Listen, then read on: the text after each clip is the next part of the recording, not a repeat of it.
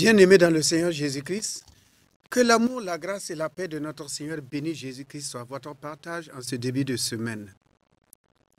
En effet, qu'il soit l'alpha et l'oméga de la semaine, qu'il soit le bon berger qui nous conduit et qui nous dirige vers les eaux paisibles de la vie, qui nous amène à marcher sur les trois chemins en nous affectionnant aux choses d'en haut et non à celles qui sont terrestres, car celles qui sont en haut sont éternelles, tandis que les terrestres sont passagères. Que Dieu nous donne un cœur au long de la semaine pour aimer, pour pardonner, pour supporter les autres dans un amour parfait sans hypocrisie. Que la bonté de Dieu soit dans chaque famille, dans chaque cœur, dans chaque relation humaine. Que l'amour, la grâce et la paix de notre Dieu, plus la joie, la miséricorde, soient dans toutes les maisons, dans tous les cœurs, dans tous les foyers, dans toutes les familles. Partout où il y a un rassemblement d'hommes, que la miséricorde de Dieu y règne, accompagné de la paix, accompagné de la bénédiction qui n'est suivie d'aucun chagrin. Bien-aimés dans le Seigneur Jésus-Christ, que la gloire et la grâce reviennent à notre Dieu qui nous a toujours visités par sa parole. Ainsi, bien-aimés dans le Seigneur, si vous êtes souffrant dans votre corps, qu'au travers des meurtrissures de Jésus-Christ, vous puissiez retrouver cette guérison, cette bonne santé. Christ est le médecin des médecins. Les médecins soient, mais c'est lui qui guérit. Nous prions aussi que le Seigneur donne la sagesse et l'intelligence au personnel soignant, afin qu'il puisse, avec l'intelligence et la sagesse de Dieu, amener des personnes malades dans leur corps à la guérison. Bien-aimés dans le Seigneur Jésus-Christ, à tous ceux-là qui ont des projets de voyage, d'affaires, que la bonne main de notre Seigneur demeure avec vous. Que vous alliez comme un Jacob qui allait à Charan et en retournant, il dit « Dieu m'a béni et je forme un deux camps ». Que votre bénédiction soit grande par la main de celui qui bénit et personne ne peut annuler, personne ne peut maudire, le Dieu d'Israël, Père de Jésus-Christ. Bien-aimés dans le Seigneur Jésus, toujours dans l'esprit du séminaire, nous allons partager la sainte et divine parole de Dieu avec pour thème le mystère de la vie de Christ dans un païen. Le mystère de Christ dans la vie d'un païen. Lorsque Christ vient dans une vie, c'est un mystère. Le mystère de Christ dans la vie du païen. Lisons dans le livre de Matthieu au chapitre 8 et le verset 20. Il est écrit ceci. Jésus lui répondit, « Les renards ont des tanières et les oiseaux du ciel ont des nids, mais le Fils de l'homme n'a pas où reposer sa tête. » Que Dieu bénisse sa sainte et divine parole. C'est quelqu'un qui est venu et qui a vu Jésus, il était dans la joie à cause des excellentes paroles qu'il entendait, des miracles qu'il voyait. Il était tellement saisi qu'il dit « Jésus, je vais te suivre ». Et Jésus se retourne pour lui dire « Moi, je n'ai pas de domicile fixe. Je n'ai pas de domicile fixe. Même les renards ont un endroit où se reposer, aussi bien que les oiseaux du ciel. Mais le Fils de l'homme, que tu vois comme ça là, je n'ai pas un endroit où reposer la tête. » Le Créateur des cieux et de la terre, celui qui a fait toutes choses, dans son royaume, tout n'est que gloire, tout n'est que or, tout n'est que lumière. Il affirme en pèlerinant sur la terre, de passage sur la terre, il dit, le Fils de l'homme n'a pas un endroit où reposer la tête. Pourquoi Christ dit-il cela? Pourquoi il dit cela? Parce qu'il ne voulait pas habiter dans une maison faite de main d'homme. Une attribution de parcelles, une construction d'architecte. Non. Il y avait quelque chose de meilleur. Il avait encore une habitation excellente, exceptionnelle, qui l'attendait. Lorsqu'il allait passer de la croix, ressuscité, et il allait aller vers le Père, il a des domiciles, il a des demeures qui l'attendent. Des demeures qui n'ont pas été fabriquées de main d'homme, mais par la volonté de Dieu. Non pas par la volonté de la chair, ni du sang, ni de l'homme, mais des domiciles, des demeures créées, façonnées par la simple et unique volonté, la seule volonté de Dieu. Voilà pourquoi dans le livre de Jean, au chapitre 14 et le verset 23, nous lisons ceci. Jean 14, verset 23. Il est écrit ceci. Jésus lui répondit, « Si quelqu'un m'aime, il gardera ma parole, et mon Père l'aimera. Nous viendrons à lui et nous ferons notre demeure chez lui. » Que Dieu bénisse sa sainte et divine parole. La maison que Jésus cherchait, le domicile, la demeure, l'adresse que Jésus cherchait, ce n'est pas de maison de pierre, non, mais c'est toi et moi. Voici ce que Jésus voulait comme domicile, comme demeure, comme maison, c'est toi et moi qui sommes la demeure. Il dit, si quelqu'un m'aime et garde ma parole, le Père et moi viendront et nous ferons notre demeure chez lui. Le grand Dieu, c'est un mystère. Le grand Dieu. Voilà pourquoi beaucoup ont manqué l'approche de Dieu sur la terre. Lorsqu'on dit que Jésus-Christ est le Fils de Dieu, Jésus-Christ est Dieu, ils disent, mais Dieu n'a pas de femme. On n'a jamais dit que Dieu a une femme. Non, ce sont les contes africains et les contes qui disent que Dieu a une. Mais nous savons que Dieu n'a pas de femme. Pourquoi ils ont marqué le coche? Parce qu'ils pensent que Dieu est limité, que Dieu n'a pas la capacité de devenir un simple homme, prendre la forme d'un homme, un simple homme, pouvant aller mourir sur la croix, lui qui est éternel, lui qui est la vie. Ils ne pensent pas que Dieu pouvait s'identifier à l'homme, fait de chair et de sang tiré de la poussière. Dieu pouvait encore prendre cette forme-là. Ainsi, le grand mystère, c'est que Dieu vienne. Le grand Dieu vienne et il habite en toi et en moi. C'est un grand mystère. Et dans le livre de 1 Timothée 1, que nous allons lire, 1 Timothée 1, il est écrit dans ce passage, dans 1 Timothée 1, verset 12 à 13, voici ce qui est écrit. Je rends grâce à celui qui m'a fortifié, à Jésus-Christ notre Seigneur, de ce qu'il m'a jugé fidèle. En m'établissant dans le ministère, moi qui étais auparavant un blasphémateur, un persécuteur, un homme violent, mais j'ai obtenu miséricorde parce que j'agissais par ignorance dans l'incrédulité. Et la grâce de notre Seigneur a surabondé avec la foi et l'amour qui est en Jésus-Christ. Que Dieu bénisse sa sainte et divine parole. Bien-aimé dans le Seigneur, Saul,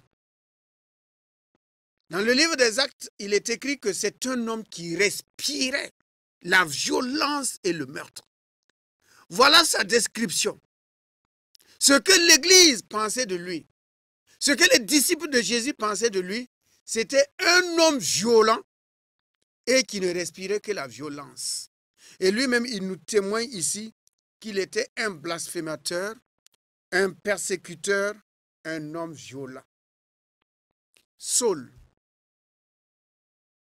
qui croyait que le chemin sur lequel il était très actif, il aimait Dieu, c'était pour la cause de Dieu, c'était pour sa démonstration de sa foi que de persécuter les chrétiens qu'il appelait la nouvelle secte.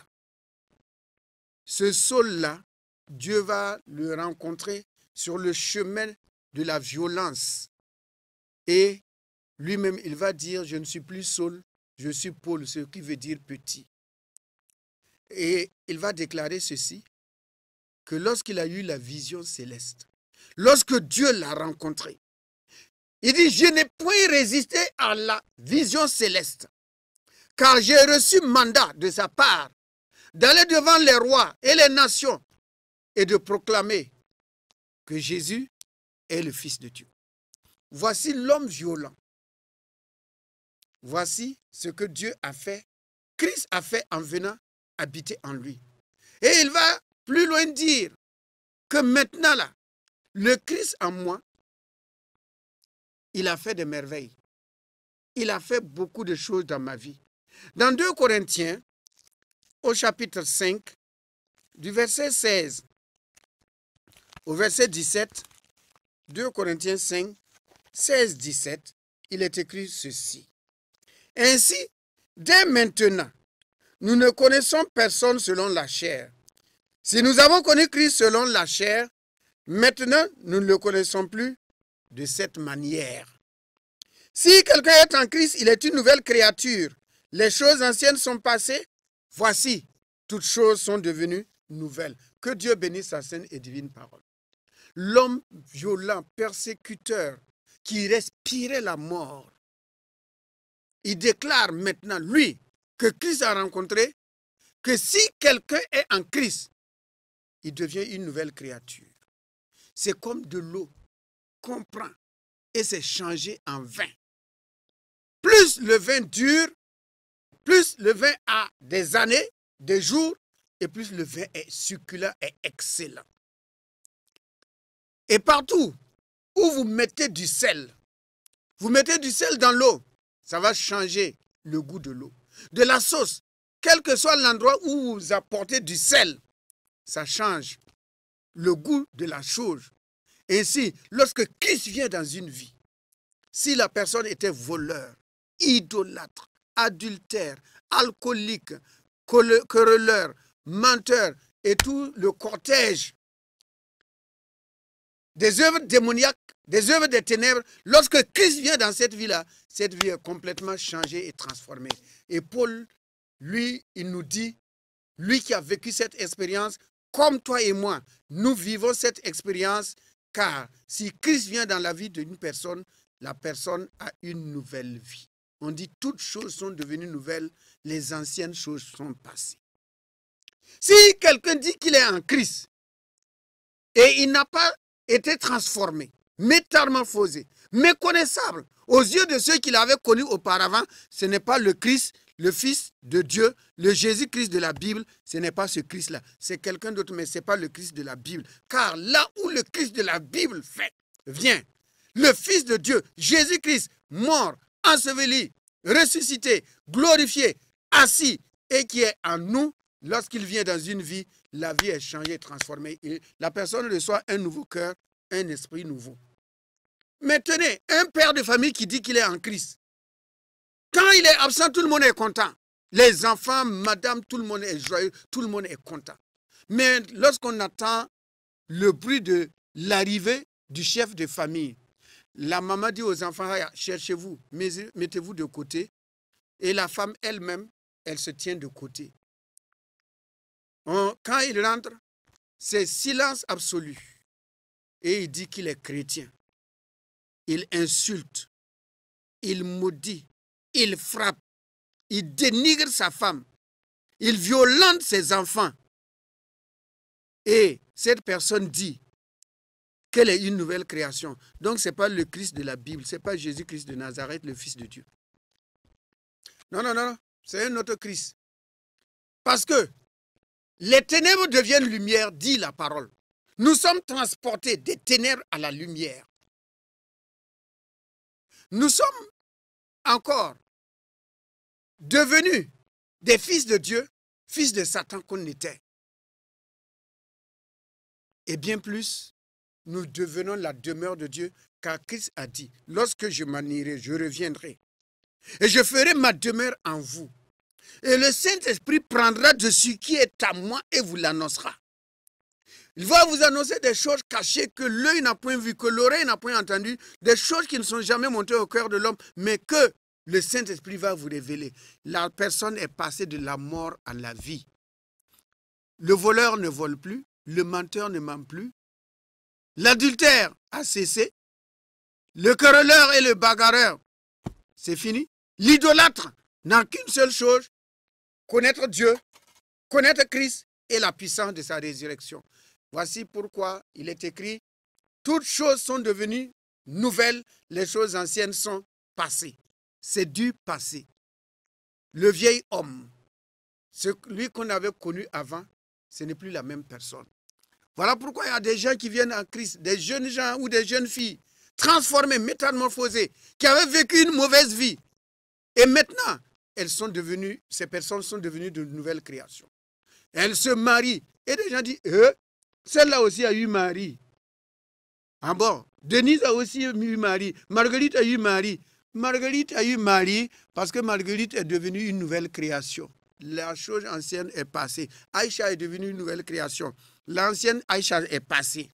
C'est passé. Albert est devenu une nouvelle création parce que l'ancien Albert est passé. Bien-aimé dans le Seigneur, le mystère de Christ dans la vie du païen, ça le transforme, ça le change complètement.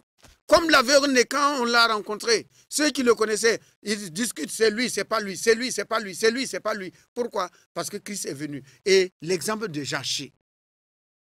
Zachée est allé dans la maison, Jésus plutôt est allé dans la maison de Zachée. Et les gens disaient de ne pas aller se Zachée. Jésus dit, personne n'a mon programme. Et personne ne peut me dicter ce que je dois faire. Parce que tout ce que je fais, c'est ce que je vois au Père faire. Ce que le Père fait, moi aussi je le fais pareillement. Je vois le Père se Zachée, je vais se Zachée. Il est allé se Zachée. Et à la fin de ce repas joyeux, ce repas dans une atmosphère de paix, pas de condamnation. Après ce repas, Zachée se lève devant la multitude et il déclare, si j'ai fait du tort à des gens, c'est-à-dire il faisait du tort à des gens, ce que j'ai pris, je vais rembourser 4 fois.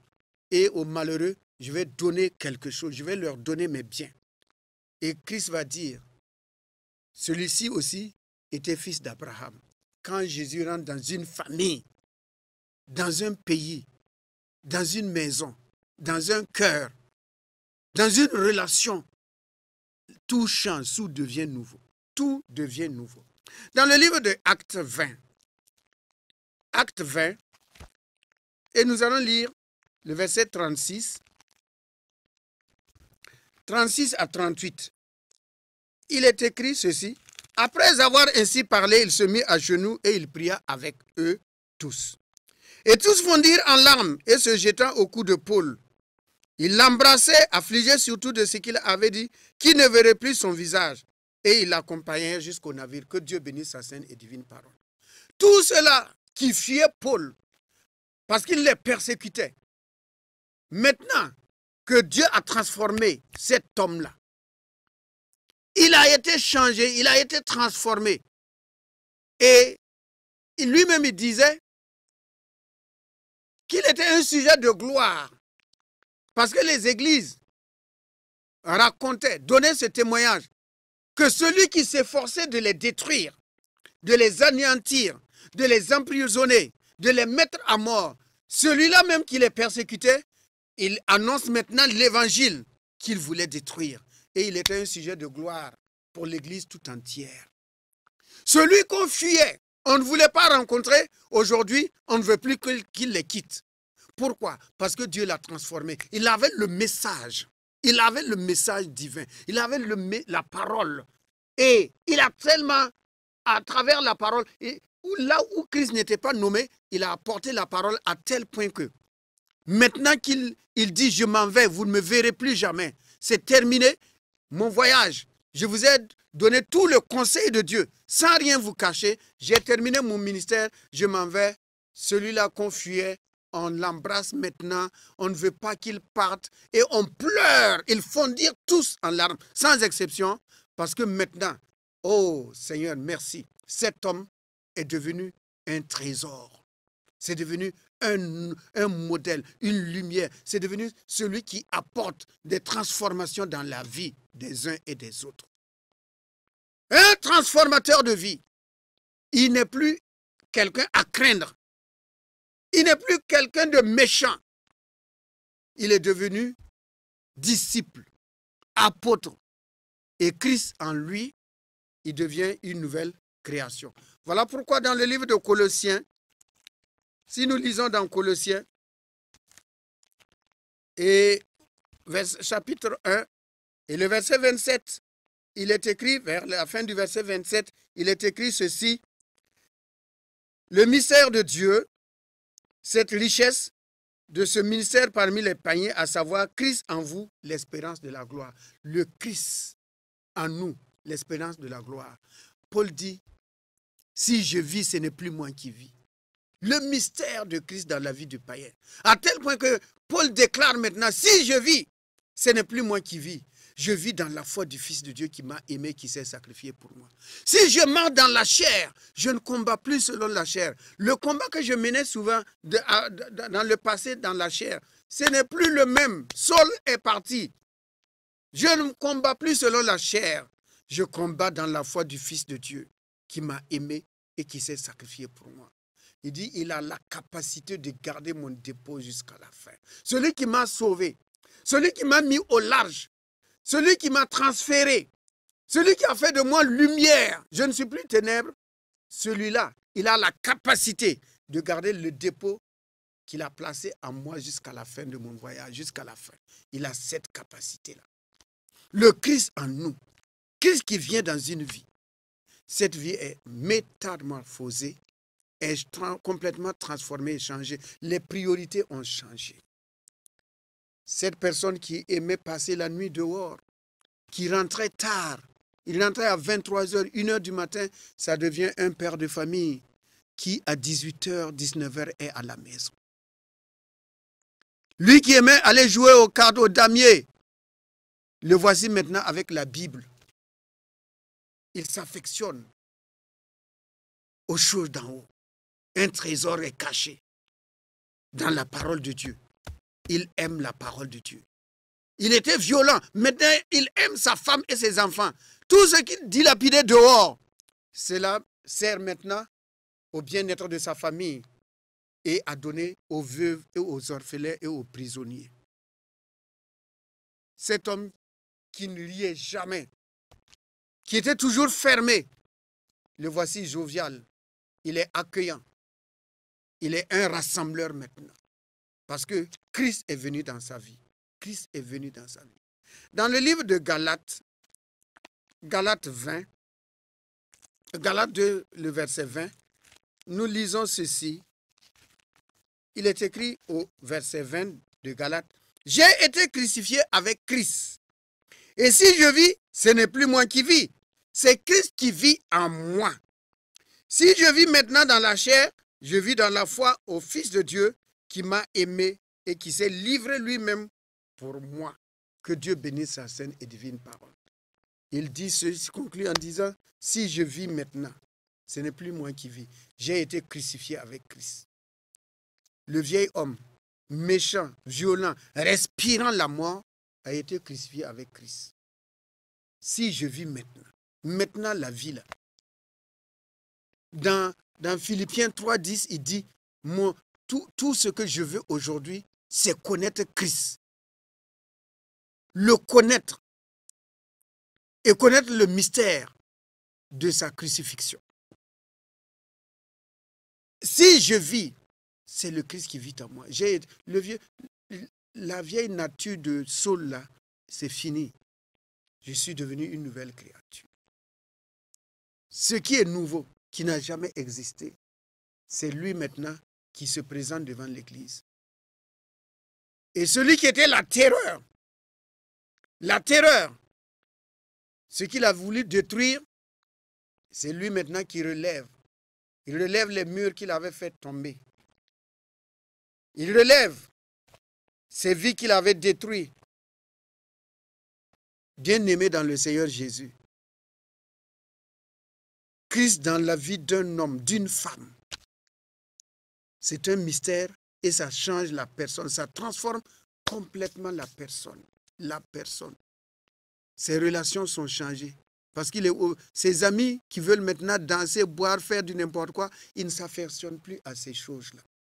Même l'habillement n'a même plus d'importance pour lui. Parce qu'il est revêtu de Christ. il est revêtu de Christ. Et il marche en nouveauté de vie. Bien-aimé en Christ Jésus,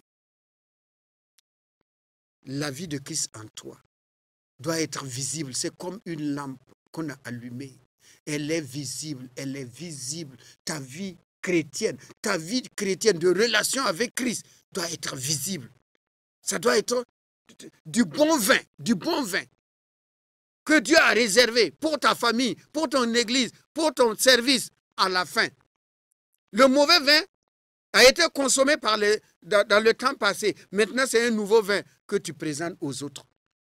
Bien-aimés dans le Seigneur, que la bonté de Dieu et la grâce de Dieu, la puissance de Dieu nous fasse vivre cette vie-là. Que chacun laisse la vie de Christ couler abondamment en lui comme un fleuve dans le nom de Jésus. Amen. Amen. Amen.